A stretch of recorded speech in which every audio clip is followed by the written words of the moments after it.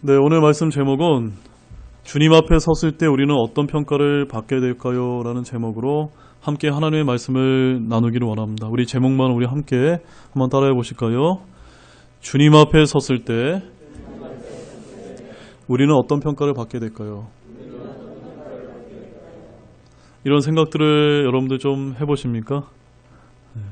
우리가 하루하루를 살아가면서 늘 우리가 주님 앞에 서게 됐을 때 내가 어떤 평가를 받게 될지를 고민해가면서 살아가는 여러분들이 되기를 바랍니다. 특별히 오늘 부제는 남유다의 선한 왕으로 기록되어 있던 이 여호사밧과 그 다음에 자기의 아버지인 사악한 아합 왕의 뒤를 이어서 북이스라엘을 통치했던 이 아시아와의 이 두 왕들에 대한 주님의 평가를 통해서 오늘 저와 여러분들 역시도 하나님 앞에 어떻게 우리가 평가될지를 한번 고민해보게 되는 그런 귀한 은혜의 시간이 되기를 원합니다. 오늘 본문은 분단왕국 시대의 전반기 역사를 다룬 이 열왕기상의 종교의 부분으로서 남유다의 제4대 왕인 여호사밧의 통치와 북이스라엘의 제8대 왕이었던 아시아의 악행에 대해서 다루고 있는 그런 말씀입니다. 본문은 이제 두 부분으로 이제 나누어지는 것을 우리가 볼 수가 있는데요. 먼저 전반부인 41절에서 50절까지의 말씀은 남유다 여호사밧의 통치에 대해서 다루고 있는 말씀이고, 후반부인 51절에서 53절은 아주 간략하게 북이스라엘 아시아의 악행에 대해서 이렇게 다루고 있습니다. 먼저 전반부에 기록된 남유다 여호사밧의 삶에 대해서 주님께서 평가하시기를 그의 아버지 아사의 길로 행하며 주님이 보시기에 정직하게 행하였으나 산당은 제거하지 않았던 점과 또한 이스라엘의 아시아와 화친하였던 점에 대해서 하나님께서 아쉬움을 표현하고 있다는 것을 우리가 볼 수가 있습니다. 자, 본문 43절과 44절을 한번 보십시오. 그가 자기 아버지 아사의 모든 길로 걸으며 거기서 돌이키지 아니하고 주의 눈에 올바른 것을 행하였으나 그럼에도 불구하고 산당들은 제거하지 아니하였으니 이는 백성이 여전히 산당들에서 헌물을 드리며 분향하였기 때문이더라. 여호사밧이 이스라엘 왕과 화친하니라. 그러니까 여호사밧 왕이 하나님 앞에 그래도 선한 왕이라고 이렇게 평가받고 있는데 딱 두 가지가 하나님 보시기에 이제 아쉬웠다라고 표현하고 있습니다. 첫 번째가 뭐라고요? 산당들을 제거하지 않았다는 겁니다. 그래서 백성들이 여전히 이런 희생물을 갖다 예루살렘 성전에 와서 드리는 것이 아니라 산당들에서 헌물을 드리도록 그렇게 내버려 두었다는 겁니다. 두 번째는요, 이스라엘 왕 누굴까요, 여러분? 첫 번째는 아합이었고, 지금 이 22장의 이 오늘 다루게 될 이 말씀은 이 아합 왕이 죽은 다음에 그의 아들 아시아가 통치했을 때를 일을 지금 기록하고 있는 것입니다. 바로 아합 왕과 그의 아들 아시아와 화친하고 있던 점을 하나님께서 매우 아쉽게 지금 평가를 하고 있다는 점입니다.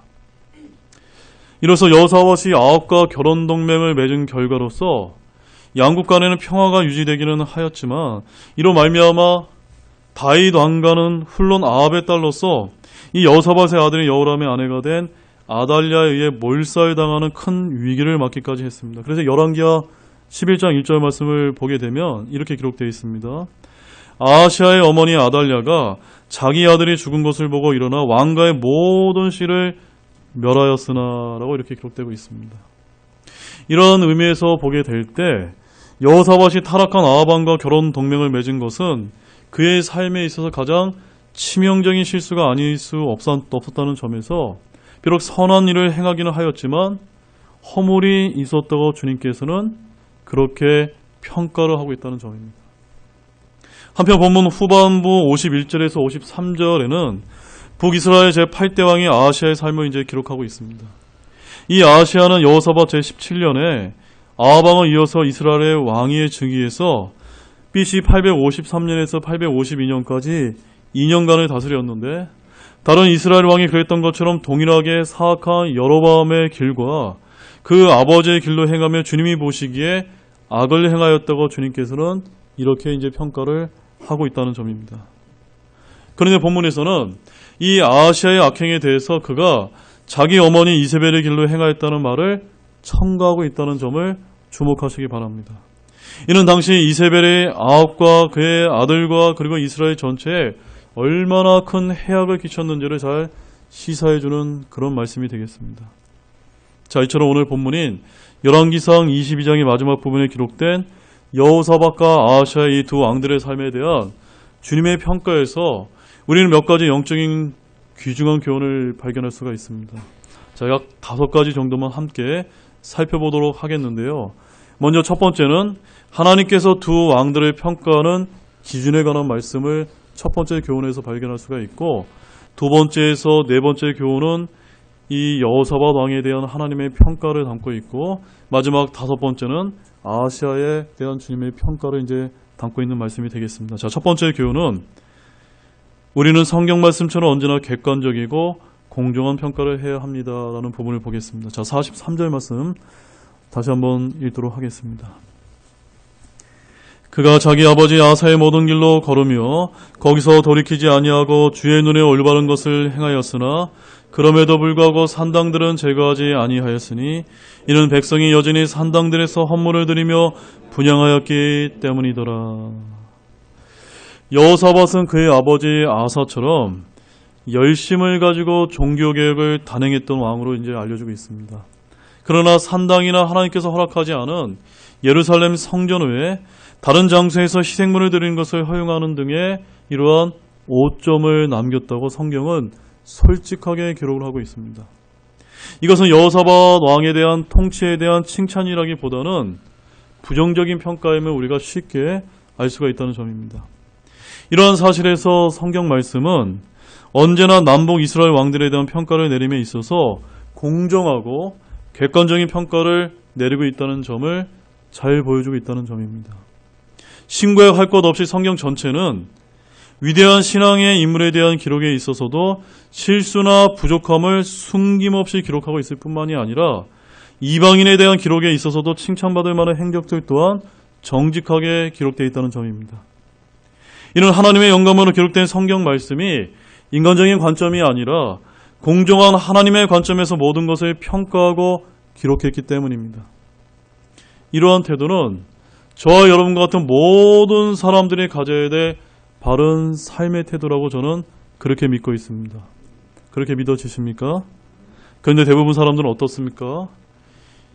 이와 달리 무언가를 평가함에 있어서 자신에게 유익이나 친분관계 등의 입장과 상황에 따라 편파적인 태도를 보이기 일쑤라는 점입니다. 그리고 이는 특히 권력자인 경우 더욱 두드러지게 나타나는데, 일단 권력만 잡으면 자기 자신의 정치 이력을 미화하려 한다는 그런 점입니다. 따라서 저와 여러분은 상황이나 처지에 따라 편파적인 태도를 보이는 인간적인 관점을 버리고 항상 객관적이고 공정하신 하나님의 관점을 잊지 마시기 바랍니다. 오직 우리의 최종권인 하나님의 말씀에 따라 책망할 것은 책망하고 칭찬할 점은 칭찬하며 부족한 점은 격려하고 서로 세워주는 그러한 그리스도인들이 되어야 하겠다라고 말씀을 드립니다. 자, 두 번째 교훈은 우리는 어떤 경우에도 세상의 명분이나 이익을 말씀보다 앞세워서는 안 됩니다라는 점을 보겠습니다. 자, 44절 말씀을 보시겠습니다. 여호사밧이 이스라엘 왕과 화친하니라. 여호사밧 시대에는 북이스라엘과 불필요한 전쟁 없이 설린 우호의 관계를 유지하였다는 그런 말씀입니다. 여러분, 설린 우호가 무슨 뜻입니까? 바로 이웃나라 또는 이웃과 사이좋게 지내며 잘 사귄다는 뜻으로 외교상 이웃나라와 우호 관계를 맺는 일이라고 이렇게 이제 사전에 정의를 하고 있습니다. 여호사밧이 이런 외교 정책을 취했던 이유는 당시 시리아와 같은 강력한 이방 국가의 위협이 상존하는 상황에서 그들의 선조들이 했던 것처럼 동족끼리 나눠 싸우고 다투는 것이 양국의 안보와 평화에 전혀 도움이 되지 않는다는 그런 판단 때문이었을 것입니다. 자, 열왕기상 14장 30절 말씀 한번 보십시오. 르호보암과 여로보암의 평생 동안 그들 사이에 전쟁이 있었더라. 여러분, 르호보암이 누굽니까? 솔로몬의 아들로서 이제 분단이 솔로몬 이후에 이제 남북으로 분단이 되면서 남유다의 초도의 왕이 르호보암이고요. 그 다음에 여로보암은 솔로몬의 신하 중에 느밧이라고 하는 신하가 있었는데 그의 아들이 여로보암이라는 사람이 있었습니다. 이 사람이 나중에 반역을 해서 북이스라엘의 초대 왕으로 이제 세우면서 이 여로보암이라고 하는 이 왕이 얼마나 사악한 짓을 했다라고 성경은 기록하고 있기 때문에 이 북왕국 이스라엘의 모든 정책 규정은 항상 누구의 기조를 따르는 겁니까? 여로보암의 길을 따르고 있다라고 말하고 있는데, 이것은 하나님께서 이 여로보암이 얼마나 악했는지를 기록하고 있다는 점입니다.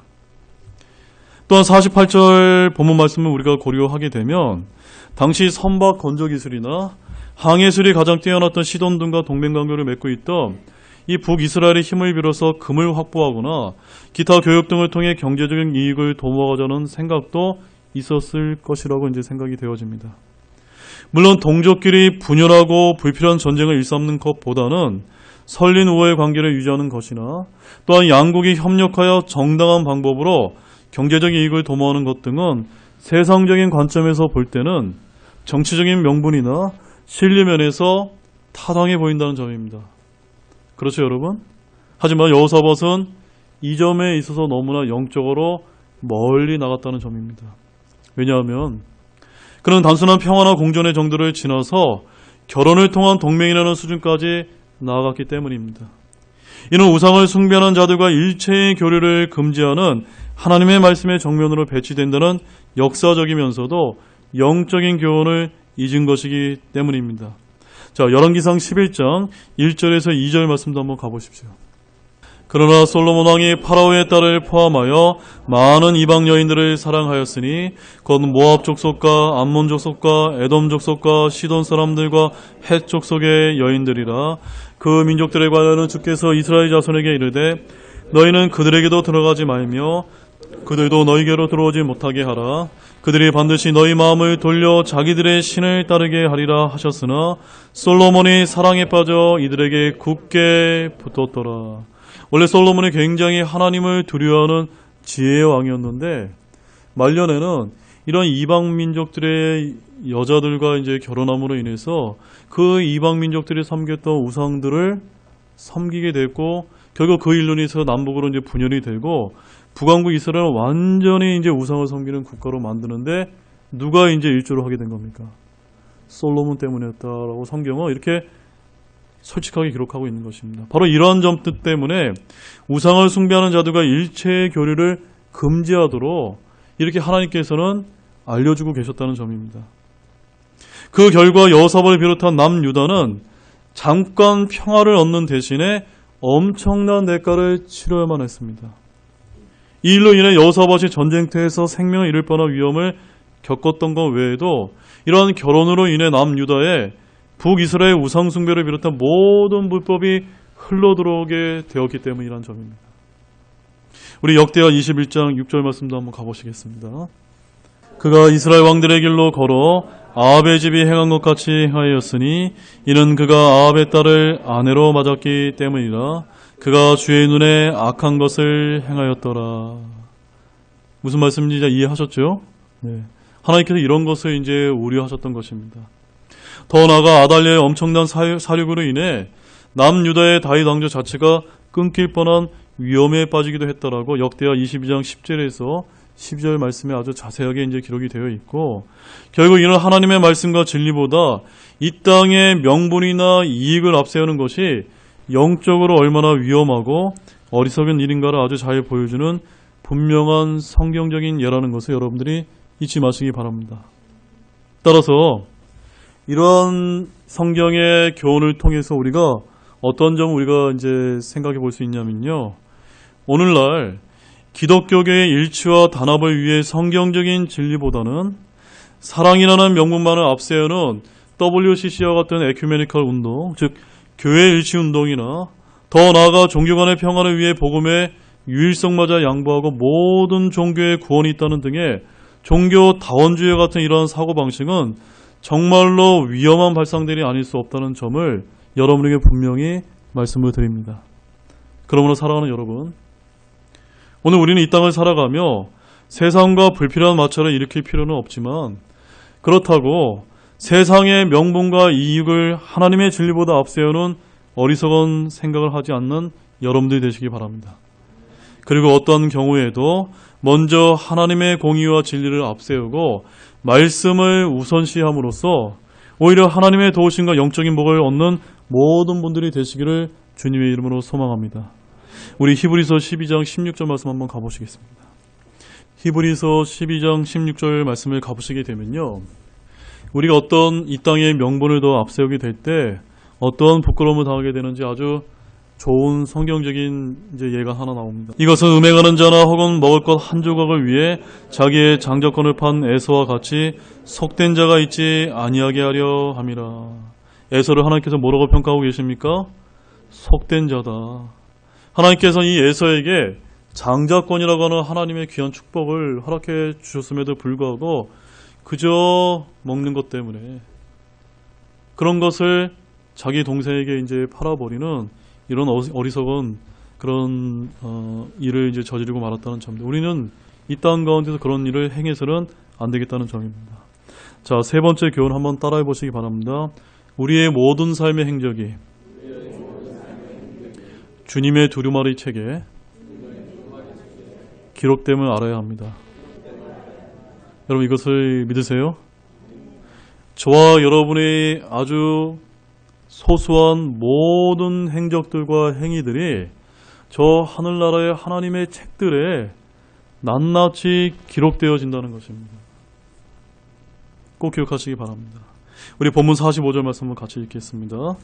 이제 여호사밧의 나머지 행적과 그가 보여준 그의 권력과 또 그가 어떻게 전쟁하였는지는 유다 왕들의 연대기 책에 기록되어 있지 아니하냐. 이것이 무슨 말씀이냐면요, 하나님께서 이 여호사밧에 대한 평가를 성경 말씀에도 간략하게 기록을 해 놓으셨지만 이 유다 왕의 자세한 행적들은 또 어디에 기록되어 있다는 겁니까? 바로 유다 왕들의 연대기 책에 기록되어 있지 않느냐라고 이렇게 말씀을 하고 있다는 점입니다. 여기서 말하는 이 연대기 책이란 왕들의 행적을 연대별로 기록한 두루마리 책을 가리킵니다. 따라서 성경에 기록되지 않은 여호사밧의 기타의 모든 행적을 기록한 두루마리에 연대별로 모두 상세하게 기록되어 있다는 것입니다. 그럼 이처럼 왕의 행적을 자세히 기록하는 이유가 무엇 때문일까요? 그것은 왕의 일거수일투족이 곧 국가 전체의 운명을 좌우하기 때문입니다. 그래서 우리나라의 경우에도 여러분이 잘 아시다시피 고려나 조선시대 왕조실록들이 있었던 점을 우리가 잘 이제 알고 계실 것처럼 믿습니다. 근데 오늘 우리가 이 구절을 주목해야 되는 아주 중요한 이유는 바로 저와 여러분의 모든 삶 역시도 이처럼 하나님의 책들에 낱낱이 기록되기 때문이라는 점입니다. 마치 우리의 과거 학생 시절의 생활 기록부 등에 기록되어 왔는 것과 마찬가지라는 점입니다. 자, 우리 마태복음 12장 36절 말씀 한번 가보십시오. 오직 내가 너희에게 이르노니 사람들이 무슨 쓸데없는 말을 하든지 심판날에 그것에 대하여 회개보고를 하리라. 누가 누구에게 회개보고를 하는 겁니까?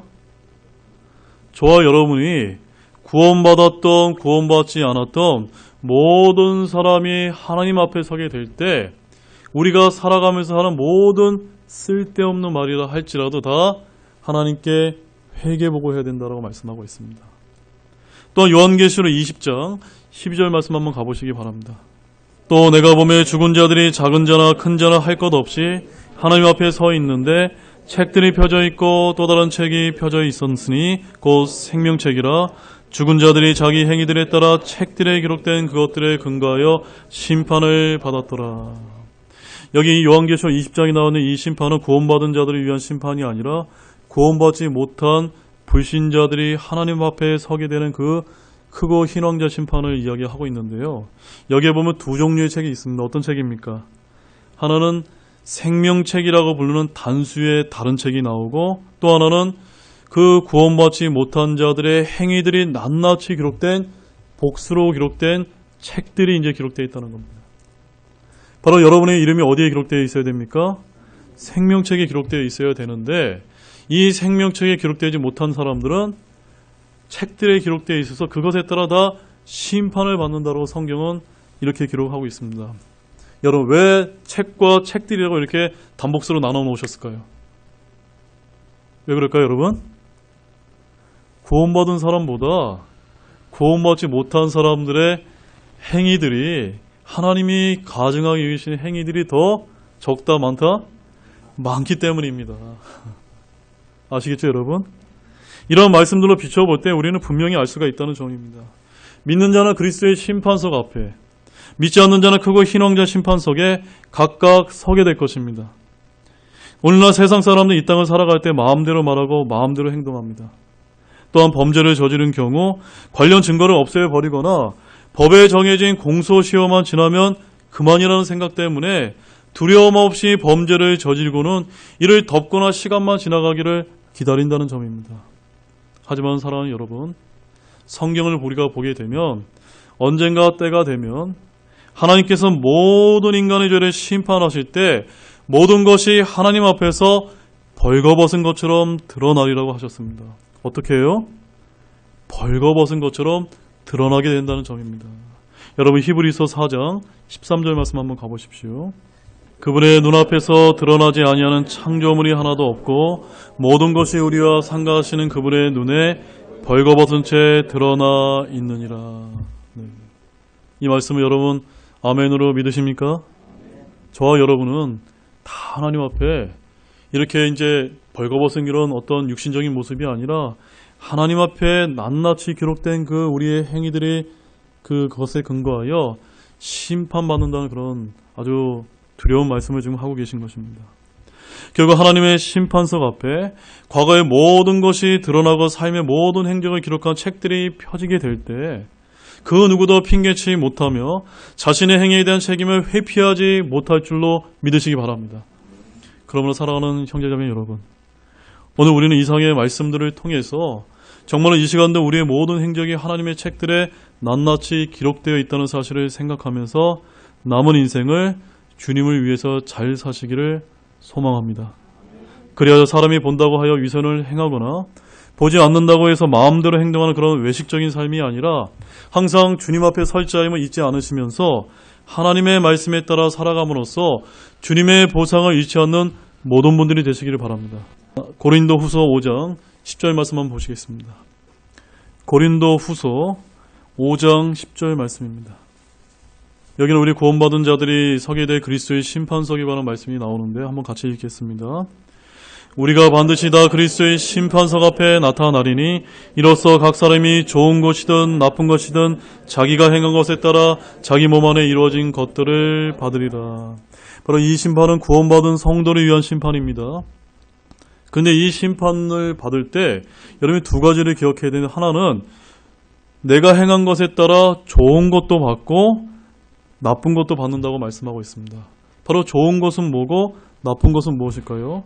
자, 고린도전서 3장 14절에서 15절 말씀을 가보십시오. 먼저 고린도전서 3장 14절 15절 말씀을 보시기 전에 11절 말씀 먼저 보시기 바랍니다. 아무도 이미 놓은 기초 위에 능히 다른 기초를 놓을 수 없나니 이 기초는 곧 예수 그리스도시니라. 바로 이 기초가 예수 그리스도라는 말은요, 예수님을 믿고 구원받은 자들에 대한 말씀이라는 점입니다. 그 다음에 이제 14절과 15절 말씀을 우리 이어서 읽겠습니다.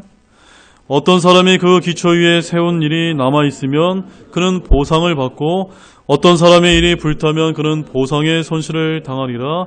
그러나 그 자신은 구원을 받되 불에 의해 받는 것 같이 받으리라. 바로 이 그리스도의 심판석은 어떤 심판입니까? 여러분이 정확하게 구원을 받았다면 구원과 상관없이 무엇만 결정되는 심판입니까? 보상과 보상의 손실만이 결정되는 그런 심판이라는 것입니다. 따라서 저와 여러분이 구원을 받은 다음에 하나님을 위해서 우리가 산 모든 행적들이 하나님의 책들에 기록되어질 때 여러분이 하나님 앞에서 행한 좋은 일들은 보상으로, 나쁜 일들은 보상의 손실로 받게 될 거라고 하나님께서는 말씀하고 있기 때문에 이런 사실들 여러분이 잊지 마시고 모든 분들이 보상을 잃지 않는 여러분들이 되시기 바랍니다. 그 다음에 네 번째 교훈은요, 다시 한번 따라해 보시오. 때때로 우리의 앞길을 막으심도 하나님의 은혜와 인도하심을 알아야 합니다.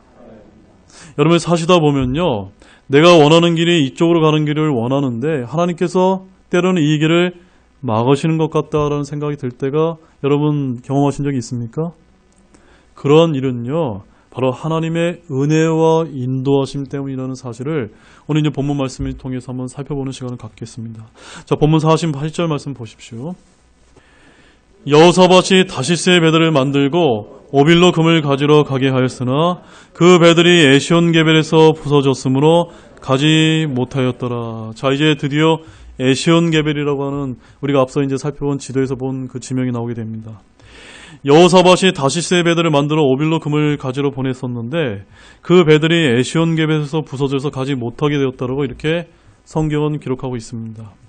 여기서 이 에시온게벨이라는 이 지명은요, 오늘날 아카바만의 북쪽 끝에 있는 항구 도시를 가리킵니다. 바로 여호사밧의 배들이 에시온게벨에서 부서졌다는 이 말은요, 미처 본격적인 항해를 하기도 전에 어땠다는 겁니까? 부서져 버렸다는 겁니다.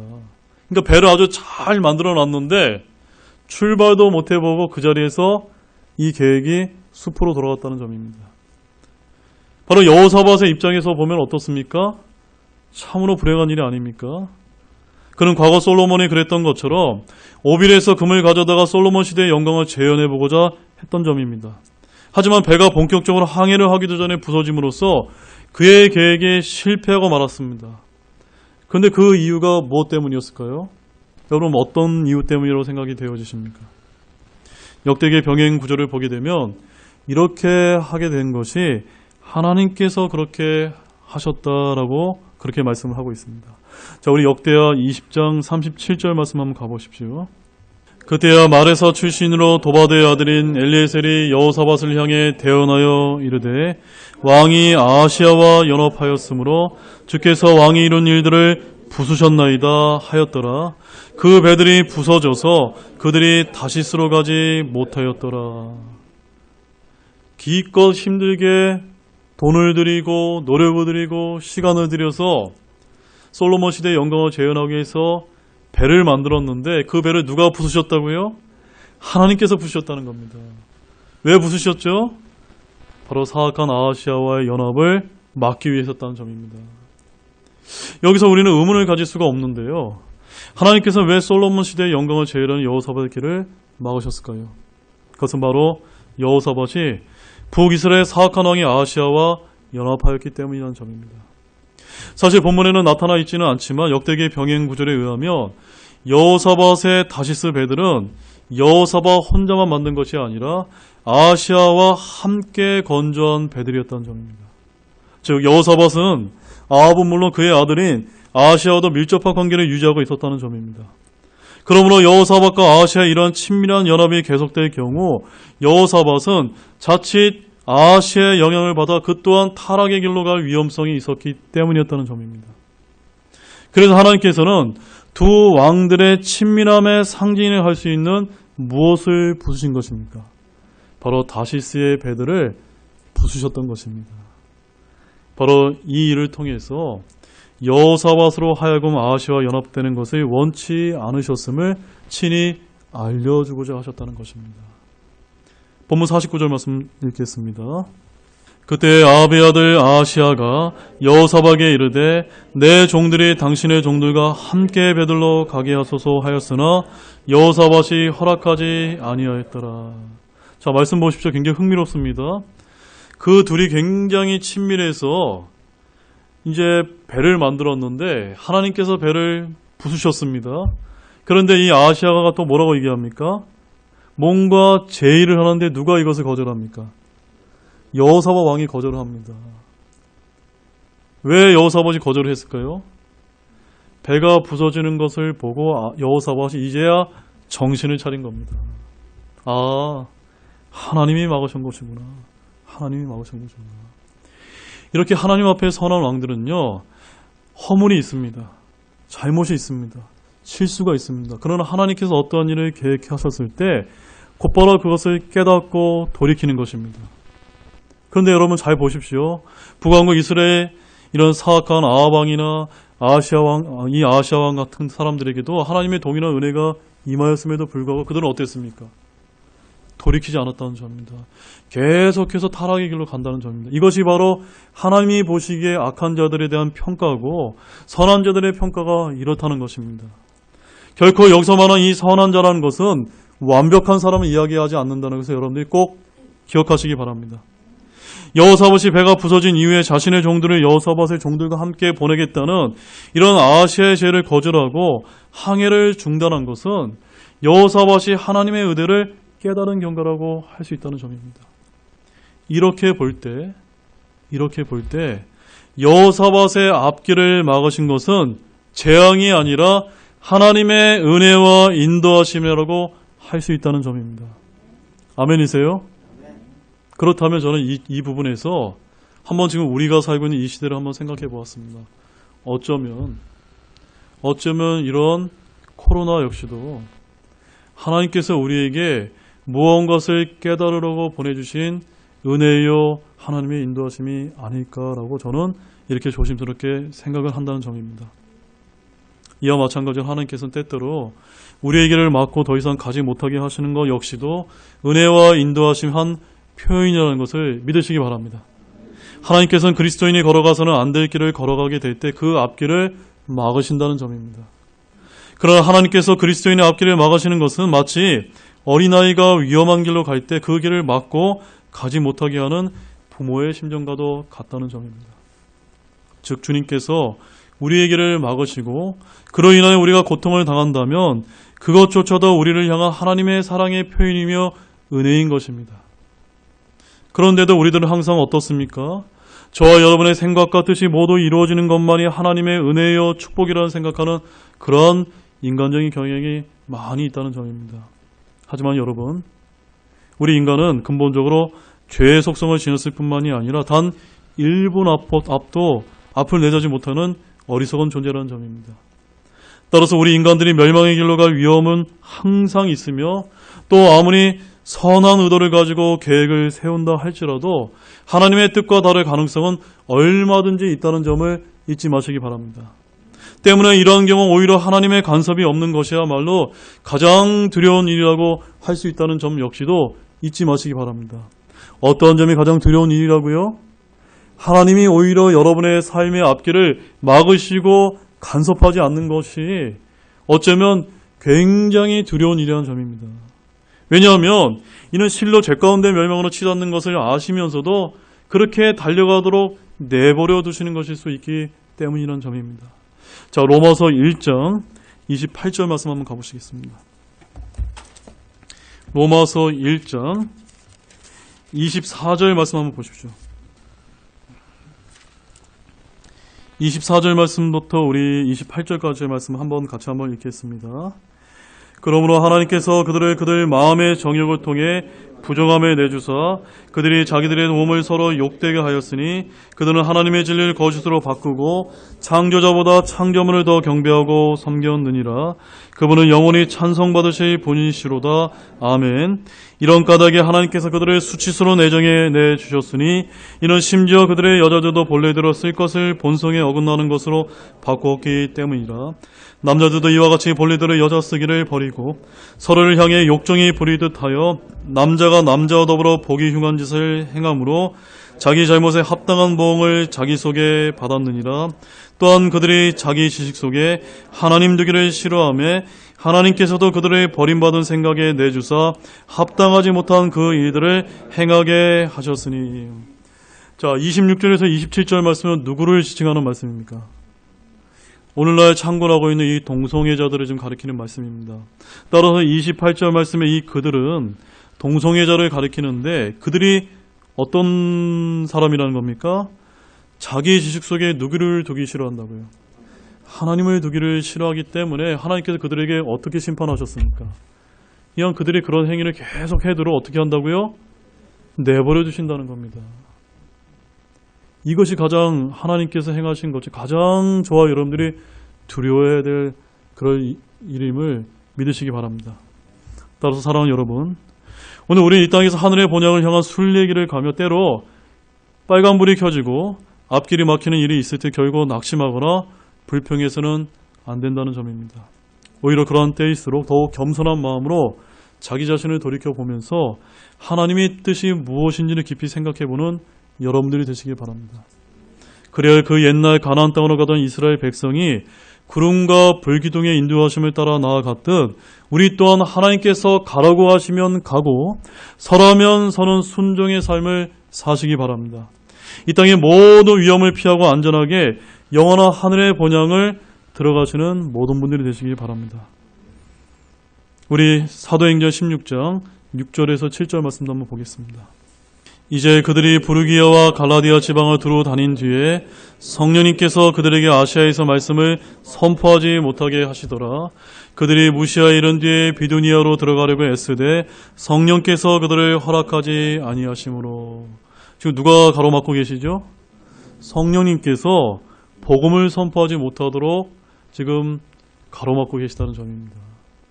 얼마든지 우리의 앞길 가운데서 이러한 일들을 하나님께서 행하실 수 있다는 점을 꼭 기억하시기 바랍니다. 자, 이제 여기까지가 여호사밧의 삶에 대한 주님의 평가였고 마지막 5번째 교훈으로 아하시아 왕에 대한 주님에 대한 삶의 평가를 보겠습니다. 5번째 교훈 한번 따라해 보시겠습니다. 우리는 결코 자신의 삶에 대해 환경을 핑계로 삼을 수 없습니다. 아멘이십니까? 여러분 어떠세요? 여러분, 내가 지금 이러한 삶을 이렇게 살고 있는 것이 누구누구 때문이야. 이러한 환경 때문이야. 내가 어떤 부모님을 만났기 때문이야. 누구누구 친구 때문이야 라고 여러분 누구누구 탓으로 여러분 돌리는 경우가 많이 있죠, 여러분. 그런데 우리가 하나님 앞에 서게 됐을 때는 그런 환경 때문에 내가 그렇게 했습니다 라고 할 수 있을까요? 없을까요? 없다는 점입니다. 자, 우리 본문 51절에서 53절 말씀 한번 보겠습니다. 유다왕 여호사밧의 제17년에 아합의 아들 아하시아가 사마리아에서 이스라엘을 통치하기 시작하여 2년 동안 이스라엘을 통치하니라. 그가 주의 눈앞에서 악을 행하여 자기 아버지의 길과 자기 어머니의 길과 이스라엘로 하여금 죄를 짓게 한 느밧의 아들 여로보암의 길로 걸었더라. 그가 바알을 섬기고 그에게 경배하며 자기 아버지가 행한 모든 것에 따라 주 이스라엘의 하나님의 분노를 일으켰더라. 이 아하시아의 삶을 이렇게 세 구절에 요약을 하고 읽어보니까 어떠세요? 굉장히 안타깝지 않습니까? 우리가 52절 말씀을 보게 되면요, 이 아하시아는요, 그 아버지의 길과 어머니의 길과 이스라엘로 하여금 죄를 짓게 한 여로보암의 길을 행함으로써 주님께서 보시기에 악을 행하였다라고 이렇게 평가하고 있다는 점입니다. 이는 한편으로 당시 아하시아가 처해 있던 환경을 단적으로 말해주는 것입니다. 그에게는 가깝게는 이방에서 시집와서 가정과 국사를 좌지우지했던 어머니 이사벨과 그 이세벨에 이끌려 다녔던 아버지 아합과 그리고 멀리는 우상숭배 정책을 기조로 이스라엘을 세웠던 여로보암이 있었다는 것입니다. 때문에 이러한 환경 때문에 이 아하시아가 어렸을 때부터 우상숭배와 권모술수와 살인과 탈취와 같은 온갖 악행들을 보며 자랐을 것은 두말할 나위가 없다는 점입니다. 이런 점에서 볼 때 그는 세상적으로 왕의 아들이라고는 더할 나위 없는 귀한 신분으로 태어났지만 영적으로 보면 어떻습니까? 영적으로 보면 가장 비참하고 불쌍한 환경에서 자랐다라고 그렇게 우리는 볼 수가 있는 것입니다. 그래야 혹자는 이러한 상황을 고려해서 악한 환경 속에서 자란 그에게까지 하나님의 심판이 임하는 것은 너무나 가혹하지 않습니까? 라고 이렇게 반문할지 모릅니다. 하지만 여러분, 우리 인간은 이 우주 가운데 하나님의 형상을 따라 지음받은 유일한 창조물입니다. 그리고 이는 우리 인간 또한 생명체이므로 환경의 영향을 받지 않을 수는 없으나 그럼에도 불구하고 하나님께서 저와 여러분이 무엇을 주셨습니까? 자유우주를 주셨기 때문에 자유우주와 결단에 의해 얼마든지 우리의 환경을 극복하고 새롭게 창조될 수 있는 위대한 존재라는 것을 하나님께서 말씀하고 계시다는 것을 믿으시기 바랍니다. 때문에 우리는 세상의 역사는 물론 성경 속에서도 이처럼 환경에 휩쓸리지 않고 신앙을 지키는 위대한 위인 인물들을 무수히 우리가 발견할 수 있다는 점입니다. 예컨대 노아는요, 당시 모든 사람이 악을 행했던 환경 속에서도 홀로 믿음으로 방주를 지켰다는 점입니다. 또한 이집트를 나와 모두가 불평하던 상황 속에서 여호수아와 갈렙과 또한 모세와 더불어 끝까지 하나님의 약속을 바라고 믿었던 사람들이 있었습니다. 그리고 히스기야나 요시야 왕 역시 온갖 우상 숭배와 악행을 일삼던 그 아버지 밑에서 자랐지만 이 왕이 되었을 때 그들은 유다를 개혁하는 하나님 편에서 선하고 위대한 왕들로 기록되어 있다는 점입니다. 심지어 성경은 아하시아가 본받았던 여로보암의 아들 가운데서도 하나님을 향해 선한 뜻을 품었던 아비야라는 아들이 있었다라고 이렇게 말씀을 하고 있다는 점입니다. 자, 그 말씀도 한번 가보겠습니다. 열왕기상 14장 13절 말씀입니다. 온 이스라엘이 그를 위하여 애곡하며 그를 묻으려니와 여로보암에게 속한 자 중에서 그만 무덤에 들어가리니 이는 여로보암의 집에서 주 이스라엘의 하나님을 향한 어떤 선한 일이 그에게서 발견되었기 때문이라. 성경에 의하면 이 여로보암이 굉장히 악한 왕으로 기록되어 있는데 그 악한 자들 가운데서도 선한 아들이 태어났다라고 이렇게 이제 기록을 하고 있는 것입니다. 결국 이러한 사실은 비록 환경이 인간에게 지대한 영향을 미치는 것은 사실이지만 결코 절대적인 것은 아님을 분명히 말해주는 것입니다. 그렇다면 이 아시아는 더 말할 나위 없다는 점입니다. 왜냐하면 당시 이스라엘은 어떤 사람이 있었습니까? 엘리야나 미게와 같은 아주 굉장히 유명한 대언자들이 있었을 뿐만이 아니라 오바댜와 같은 하나님께 신실했던 하나님의 종들이 있었기 때문입니다. 만약 정말 아하시아가 바른 마음만 먹었다면 얼마든지 믿음과 진리를 지켜나갈 수 있었던 그런 사람들이 지금 자리에 있었다는 점입니다. 때문에 이런 점을 생각해 보면 아하시아는 자신의 악행을 결코 환경의 탓으로 돌릴 수 없을 뿐만이 아니라 동시에 하나님께서 이러한 그를 심판하신다고 하여 결코 잘못되었다라고 할 수 없을 것입니다. 그러므로 사랑하는 여러분, 오늘 우리는 혹 주변의 환경이 열악하다고 해서 우리의 삶에 대한 모든 책임을 주변이나 환경으로 돌리는 어리석고 나약한 생각을 버리시기 바랍니다. 아니, 오히려 그럴수록 더 굳은 믿음과 용기로 여러분의 그 열악한 환경을 극복하시고 변화시켜 나가는 여러분들이 되시기 바랍니다. 그래야 사탄의 회당 속에서도 믿음을 지킴으로써 많은 칭찬을 받았던 서머나 교회나 필라델피아 교회처럼 우리 또한 마지막 날 주님으로부터 넘치는 칭찬과 함께 하늘왕국의 보상을 받는 모든 복된 자들이 되시기를 바랍니다. 우리 마지막 말씀으로 요한계시록 2장 9절 말씀 한번 가보겠습니다. 자, 8절 말씀에 가보게 되면은 소제목에 핍박받는 교회라고 되면서 그 교회가 서머나 교회라고 이제 그렇게 기록을 하고 있습니다. 자, 9절 말씀 함께 읽겠습니다. 내가 내 행위와 환난과 궁핍을 알며 그러나 내가 부유하도다. 또 스스로 유대인이라 하나 유대인이 아니요 사탄의 회당인 자들의 신성 모독을 아노라. 이해하셨죠? 바로 이러한 어려움 가운데 서머나는 믿음을 지켰다는 점입니다. 또한 요한계시록 3장 8절에서 9절 말씀도 보십시오. 이 교회는 어떤 교회입니까? 필라델피아 교회입니다. 같이 읽겠습니다. 내가 내 행위를 아노라. 보라, 내가 내 앞에 열린 문을 두었으니 아무도 그것을 닫지 못하리라. 내가 적은 힘을 가지고도 내 말을 지키며 내 이름을 부인하지 아니하였도다.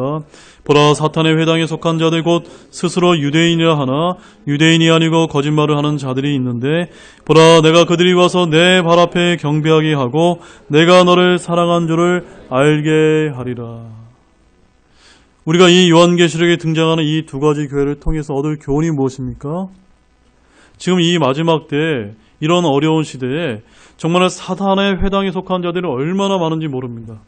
이럴 때일수록 환난과 고난이 닥쳐온다 하더라도 서머나 교회처럼 우리의 믿음을 지켜야만 되고, 또한 필라델피아 교회처럼 어떤 것을 지켜야 됩니까?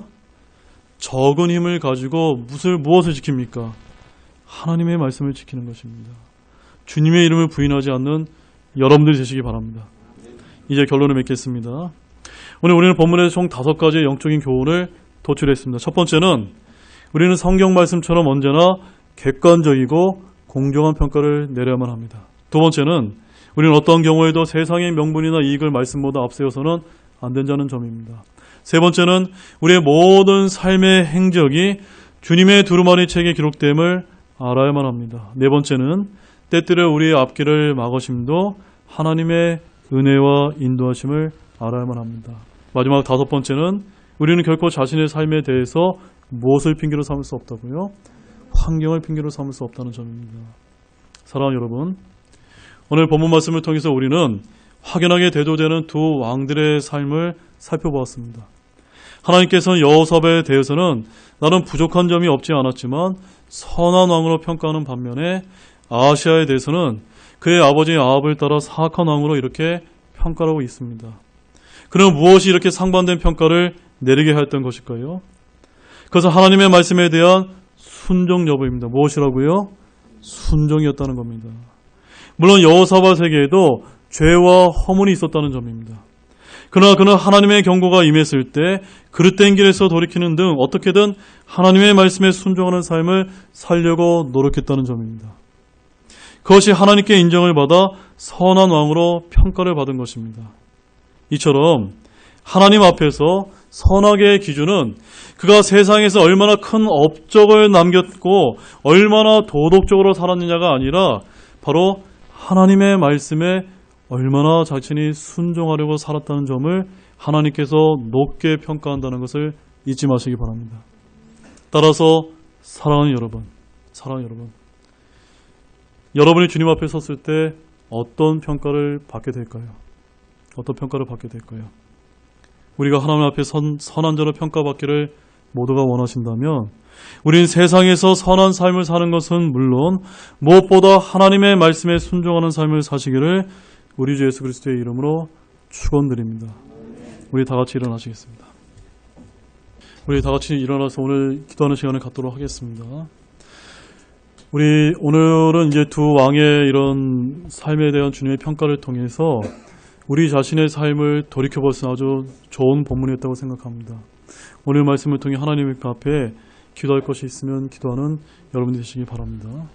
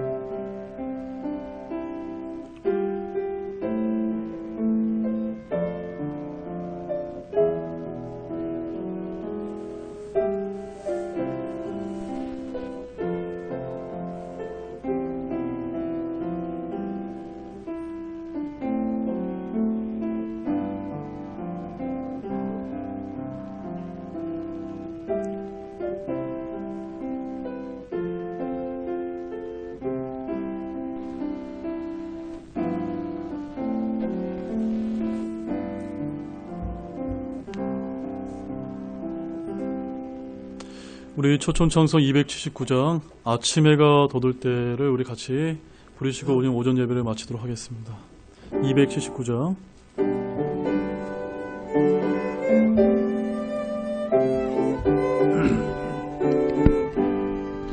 아침 해가 돋을 때 만물 신선하여라